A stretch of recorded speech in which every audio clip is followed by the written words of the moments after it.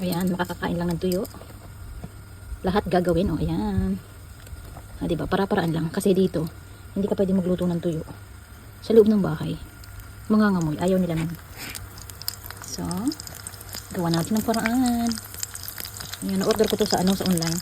Tignan nyo naman, napakaliliit. Tapos, parang hindi pa maganda yung pagkatuyo niya. Kasi parang, naano siya na nabuot yata. Galing ko yan ng Pinas. Yung mga tuyo na yan. Ayan. Ang tuyo dito, ginto.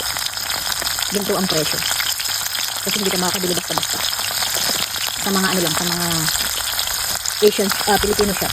Ang Filipino shop dito, kukunti lang. So, kaya dito sa amin, magdadrive ko pa ng mga isang oras at kalahati para ka makabili lang ng tuyo. Kasi yung store dito ng Pilipino is malayo. So, may mga supermarket pero hindi ko nagdadrive ng mga ganito. Bawal. Hindi pumapasok sa siguro nila to. Saka ayaw nila yan. Mano daw kasi maamoy. Ang isda nila dito, saka yung mga tao dito kumakain ng yung mga nahuhuli ng isda. Ang pinakain lang nila, yung laman talaga. Tapos, minsan tinatapon nila o pinamibigay yung mga frame. Yung ang sarap kaya ng paksil.